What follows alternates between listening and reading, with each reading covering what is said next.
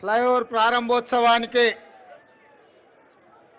స్థానిక శాసనసభ్యులు సుధీర్ రెడ్డి గారు, ముఖ్య అతిథులుగా రంగారెడ్డి జిల్లా ఇన్ఛార్జ్ మంత్రివర్యులు దుద్దిల్ల శ్రీధర్ బాబు గారు, హైదరాబాద్ నగర ఇన్ఛార్జ్ మంత్రివర్యులు పొన్నం ప్రభాకర్ గారు, శాసన మండలి సభ్యులు పట్నం మహేందర్ రెడ్డి గారు, శాసనసభ్యులు మల్రెడ్డి రంగారెడ్డి గారు, మేయర్ గారు, ఉప మేయర్ గారు,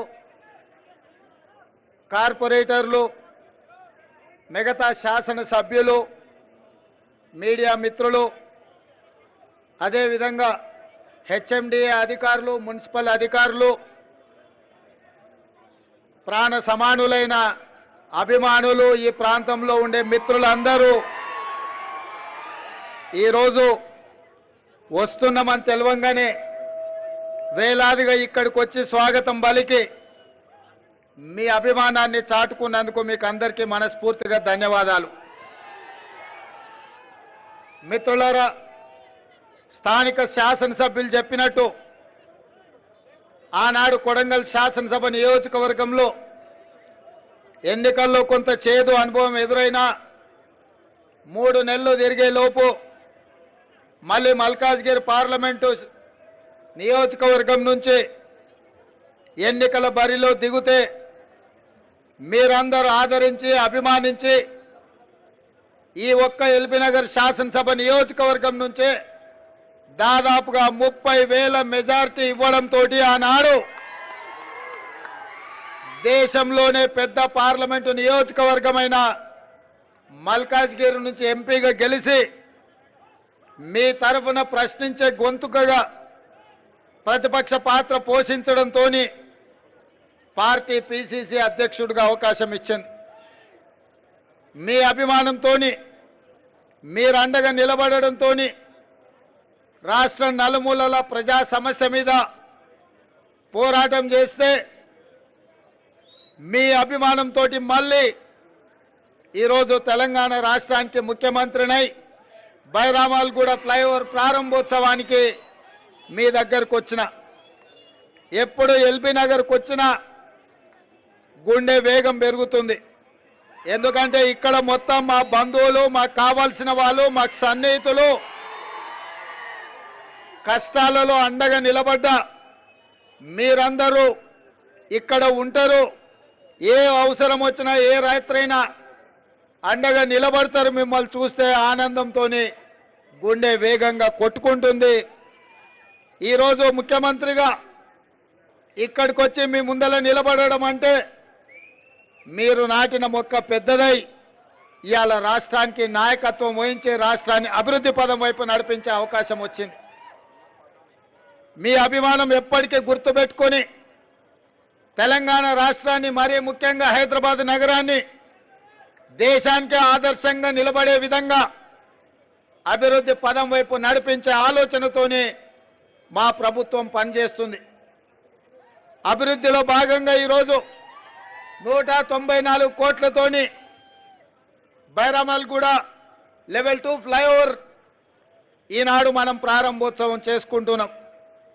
ఇదే కాదు, ఈరోజు హైదరాబాద్ నగరంలో పెరుగుతున్న జనాభా, వివిధ ప్రాంతాల నుంచి హైదరాబాద్కు వస్తున్న జనాభాను దృష్టిలో పెట్టుకొని ఫ్లైఓవర్లే కాకుండా, రోడ్ల విస్తరణే కాకుండా, హైదరాబాద్ నగరానికి కృష్ణా నది జలాలు, గోదావరి జలాలే కాకుండా పేద ప్రజలకు ఉపయోగపడే విధంగా మెట్రో రైలును తీర్చిదిద్దాల్సిన బాధ్యత రాష్ట్ర ప్రభుత్వం మీద ఉన్నది. మరి ముఖ్యంగా ఉప్పల్, నాగోల్, ఎల్బీ నగర్, హయత్ నగర్, ఓవైసీ హాస్పిటల్ నుంచి చంద్రాయన్గుట్ట, అక్కడి నుంచి అంతర్జాతీయ ఎయిర్పోర్ట్ వరకు మెట్రో రైలు నిర్మించాల్సిన బాధ్యత మా ప్రభుత్వం మీద ఉన్నది. అందుకే ఈరోజు నగరంలో పేదలు, అత్యధిక జనాభా ఉన్న ప్రాంతంలో మెట్రో రైలు నిర్మించాలని, గతంలో మెట్రో రైలు నిర్మించింది కాంగ్రెస్ అధికారంలో ఉన్నప్పుడు, ఈనాడు ఫేజ్ 2 మెట్రో రైలు కూడా నిర్మించాలని నాగోల్ నుంచి ఎల్బీ నగర్, ఎల్బీ నగర్ నుంచి ఓవైసీ హాస్పిటల్, ఓఎస్సీ హాస్పిటల్ నుంచి చాంద్రాయన్గుట్ట, చాంద్రాయన్గుట్ట నుంచి మైలార్దేవరపల్లి, అక్కడి నుంచి అంతర్జాతీయ ఎయిర్పోర్ట్కు మెట్రో రైలు ప్రతిపాదనలని మనం పనులు మొదలు పెట్టుకుంటున్నాం. అదేవిధంగా ఎల్బీ నగర్ నుంచి హయత్ నగర్ వరకు మెట్రో రైలు మనం పొడిగించాలనుకుంటున్నాం. అదేవిధంగా బిహెచ్ఎల్ వైపు మియాపూర్ నుంచి బిహెచ్ఎల్ రామచంద్రాపురం వైపు మనం మెట్రో రైళ్లు పొడిగించాలని ఇవాళ నిర్ణయం తీసుకున్నాం. అదేవిధంగా గచ్చిబౌలి రాయదుర్గం నుంచి ఫైనాన్షియల్ డిస్ట్రిక్ట్ అమెరికన్ కౌన్సిలేట్ వరకు అటువైపు నుంచి కూడా మెట్రో రైలును విస్తరించే కార్యక్రమం తీసుకున్నాం. ఇవాళ చాంద్రాయణగుట్ట నుంచి రాజేంద్ర నగర్ అగ్రికల్చర్ యూనివర్సిటీ దగ్గర హైకోర్టు కాంప్లెక్స్ను 100 ఎకరాలలో నిర్మిస్తున్నాం. అక్కడి కూడా పేదలకు రవాణా సౌకర్యం కల్పించాలని మెట్రో రైలును అక్కడికి కూడా పొడిగించడం జరిగింది. ఇదే కాదు, ఈరోజు దేశంలోనే హైదరాబాదు నగరానికి మూసీ రివర్ ఒక పెద్ద వరం. కానీ గత కొన్ని సంవత్సరాలుగా రకరకాల పరిస్థితుల వల్ల మూసీ ఒక మురికి కూపంగా తయారై ఈరోజు ప్రజల ఆరోగ్యాన్ని దెబ్బతీసే పరిస్థితి వచ్చింది. నల్గొండ జిల్లాలో హైదరాబాదులో కాలుష్యాన్ని తీసుకెళ్లి నల్గొండ జిల్లాలో మూసీ రివర్ కింద వ్యవసాయం ఏదైతే చేస్తున్నారో దాదాపుగా 50-60 వేల ఎకరాలలో పంట పండించుకుంటున్నారో ఇవాళ పంట కూడా దెబ్బతినే పరిస్థితి, కాలుష్యానికి బలయ్యే పరిస్థితి ఉంది. అందుకే ఆలోచన చేసి వికారాబాద్లో పుట్టిన మూసీ రివర్తో పాటు ఈరోజు అభివృద్ధిని 55 కిలోమీటర్లు మూసీ రివర్ ఫ్రంట్ పేరు మీద దాదాపుగా 40 నుంచి 50 వేల కోట్ల రూపాయలతో అంతర్జాతీయ ప్రమాణాలతో మూసీ రివర్ను డెవలప్ చేయాలని కేంద్ర ప్రభుత్వానికి నివేదికలు ఇవ్వడమే కాకుండా లండన్లో ఏ విధంగా అయితే థేమ్ రివర్ ఫ్రంట్ అభివృద్ధి చేసిండ్రో ఈరోజు మూసీ రివర్ను కూడా హైదరాబాద్ నగరంలో అభివృద్ధి చేయాలని లండన్ కూడా వెళ్ళడం జరిగింది. ఎంఐఎం నాయకుడు చాంద్రాయణగుట్ట ఎమ్మెల్యే అక్బరుద్దీన్ ఓవైసీ గారిని కూడా తీసుకొని వెళ్ళడం జరిగింది. తొందరలోనే 55 కిలోమీటర్ల మూసీ రివర్ ఫ్రంట్ని వైబ్రెంట్ తెలంగాణ 2050 పేరు మీద ఒక మంచి అభివృద్ధి ప్రణాళికతోని ఈరోజు మనం ముందుకు వెళ్ళాలనుకుంటున్నాం. ఇవాళ మీడియా మిత్రుల ద్వారా తెలంగాణ ప్రజలకు నేను చెప్పదలుచుకున్నా, ఔటర్ రింగ్ రోడ్ ఆనాడు కాంగ్రెస్ పార్టీ నిర్మించింది కాబట్టి, అంతర్జాతీయ ఎయిర్పోర్టు నిర్మించింది కాబట్టి ఇవాళ ప్రపంచ చిత్రపటంలో హైదరాబాద్ నగరానికి తెలంగాణకు ఒక ప్రత్యేక గుర్తింపు వచ్చింది. లక్షలాది కోట్ల రూపాయల పెట్టుబడులు ఐటీ కంపెనీలలో వచ్చినాయి. ఇవాళ తెలంగాణకు వస్తున్న ఆదాయంలో 70% ఆ పరిశ్రమల ద్వారానే ఈరోజు ఆదాయం వస్తుంది. అందుకే ఔటర్ రింగ్ రోడ్ వరకు ఉన్న ఈ మొత్తం హైదరాబాద్ నగరాన్ని వివిధ మున్సిపాలిటీలు, మున్సిపల్ కార్పొరేషన్లు, గ్రేటర్ హైదరాబాద్ మున్సిపాలిటీ కింద ఈరోజు వివిధ రూపాలలో గ్రామ పంచాయతీలలో ఉన్నాయి. అందుకే ఈరోజు మా ప్రభుత్వం 2050 వైబ్రెంట్ తెలంగాణ పేరు మీద మాస్టర్ ప్లాన్ ఏదైతే తయారు చేస్తున్నామో ఔటర్ రింగ్ రోడ్డు లోపల ఉన్న మొత్తం హైదరాబాద్ నగరాన్ని ఒక గొడుగు కిందికి తెచ్చి ఒక బృహత్తర ప్రణాళిక మొత్తం అన్ని ప్రాంతాలలో సమానమైన అభివృద్ధి తీసుకురావడానికి హైదరాబాద్ 360 డిగ్రీస్లో అన్ని వైపులా అభివృద్ధి చెందే విధంగా, అన్ని వైపులా ఐటీ కంపెనీలు, ఫార్మా కంపెనీలు వచ్చే విధంగా ఈరోజు ప్రణాళికలు సిద్ధం చేస్తున్నాం. అదేవిధంగా ఔటర్ రింగ్ రోడ్డు నుంచి తొందరలోనే రీజనల్ రింగ్ రోడ్డు మనం నిర్మించుకోబోతున్నాం. దాదాపుగా 354 కిలోమీటర్లతోని RRR రాబోతుంది.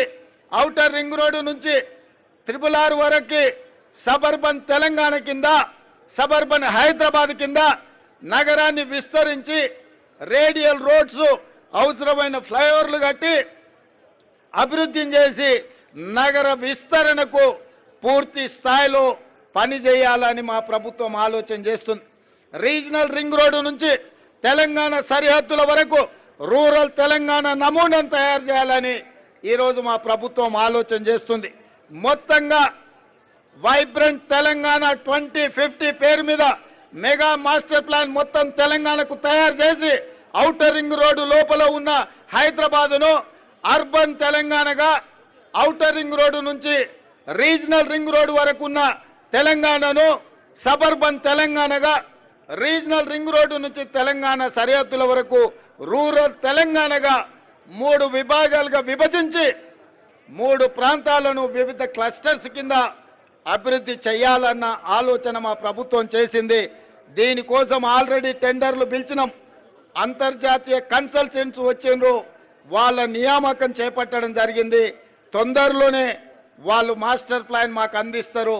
మాస్టర్ ప్లాన్ అందించిన మరుక్షణం ప్రజాభిప్రాయ సేకరణ కోసము బహిరంగంగా పత్రికలలో పూర్తి స్థాయిలో ప్రచారం కల్పించి ప్రజల యొక్క అభిప్రాయాన్ని తీసుకొని సలహాలు సూచనలు తీసుకొని ఫైనల్గా మెగా మాస్టర్ ప్లాన్ పబ్లిష్ చేసి తెలంగాణను అభివృద్ధి పదం వైపు నడిపించాలని రాబోయే 100 సంవత్సరాలకు కూడా ఒక గొప్ప నగరంగా తీర్చిదిద్దాలన్న ఆలోచనతోని ఈరోజు మా ప్రభుత్వం పనిచేస్తున్నది.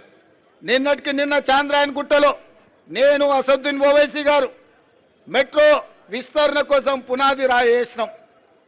మేము ఒక పక్కన పునాది రాయి వేసేటప్పుడు కేంద్ర ప్రభుత్వం మీకు అనుమతిస్తున్నామని లేఖ పంపించింది. పునాది రాయి వేసి సంతోషంగా అభివృద్ధి చేద్దాం అనుకుంటే ఒక ఆయన కాళ్ళల్లో కట్టబెట్టేట ఆయన ఢిల్లీకి చెప్పిండంట, ఇప్పుడు అది ఆపండి అని చెప్పి వాళ్ళు అంటున్నారు. మీకు చేయడానికి చేత కాకపోతే మేము చేసేటప్పుడు కనీసం కాళ్ళల్లో కట్టబెట్టొద్దని వాళ్ళకి చెప్తున్నా. ఇది అధికారిక కార్యక్రమం కాబట్టి ఎక్కువ వివరాలు చెప్పడం లేదు. కానీ హైదరాబాద్లో మెట్రో విస్తరణకు అడ్డుపడుతున్న వాళ్ళని వేదిక మీద నుంచి నేను హెచ్చరిక జారీ చేయదలుచుకున్నా. హైదరాబాదు నగర అభివృద్ధికి మీరు అడ్డం పడి కేంద్ర ప్రభుత్వాన్ని ఉసిగొల్పి అడ్డుకోవడానికి ఏదైతే ప్రయత్నం చేస్తుండ్రో ఇది మంచి ప్రయత్నం కాదు. ఇట్లాంటి పనులు చేసే వాళ్లకు హైదరాబాదు నగర బహిష్కరణ శిక్ష విధించాల్సి వస్తుంది.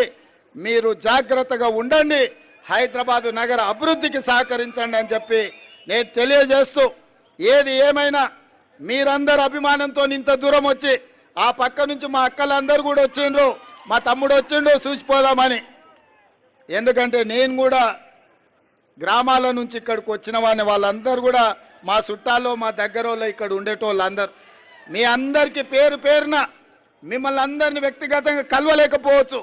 మీ అభిమానం నా ఎంబడి ఉన్నది, మీ ఆశీర్వాదం నా ఎంబడి ఉన్నది. ఈ తెలంగాణను అభివృద్ధి పదం వైపు నడిపించి అభయస్థం ద్వారా 6 గ్యారెంటీలు ఏవైతే ఇచ్చినామో అన్నిటిని అమలు చేస్తాం. ఇప్పటికే ఆర్టీసీలో ఆడబిడ్డలకు ఉచితంగా బస్సు రవాణా సౌకర్యాన్ని కల్పించినాం. ఇప్పటికి దాదాపుగా 24 కోట్ల ఆడబిడ్డలు ఈరోజు బస్సుల్లో ప్రయాణం చేసిండ్రు. ఆర్టీసీ నష్టాలలో ఉండి కార్మికులు ఆత్మహత్యలు చేసుకునే దాని నుంచి ఇప్పుడు లాభాల వైపు నడుస్తుంది. మా పొన్నం ప్రభాకర్ గారికి మంత్రిగా అత్యధికంగా లాభం ఈరోజు ప్రభుత్వంతో వచ్చింది. ఈ ప్రాంతంలో ఆర్టీసీ కార్మికులు ఎక్కువ ఉంటారు. మీ సమస్యలన్నిటిని కూడా పరిష్కరించే బాధ్యత తీసుకుంటాం. అదేవిధంగా రాజీవ్ ఆరోగ్యశ్రీ ద్వారా పేదలకు 10 లక్షల రూపాయలు వైద్య సౌకర్యాన్ని అందించడానికి మా ప్రభుత్వం ఈరోజు పేదలకు అందిస్తున్నది. మొన్నటికి మొన్న 500 రూపాయలకి ఆడబిడ్డలకు సిలిండర్ ఇచ్చే కార్యక్రమాన్ని మొదలుపెట్టినాం.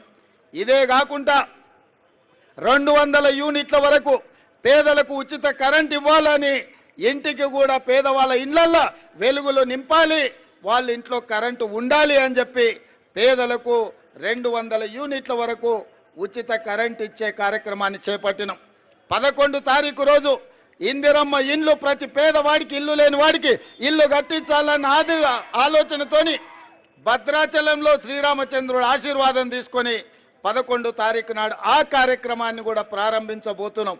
అంటే ఏదైతే మాట ఇచ్చినామో ఉన్న సమస్యలను చిక్కుమిళ్లను విప్పుకుంటూ ఒకటొకటిగా పేదలకు ఇచ్చిన మాటను నిలబెట్టుకోవడానికి మా ప్రయత్నం చేస్తుంది.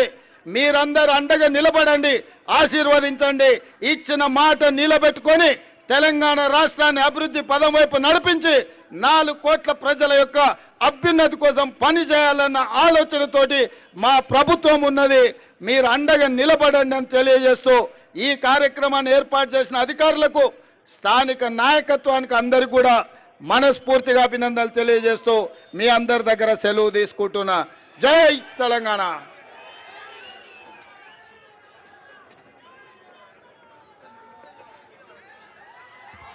తెలంగాణ ఆశాకిరణం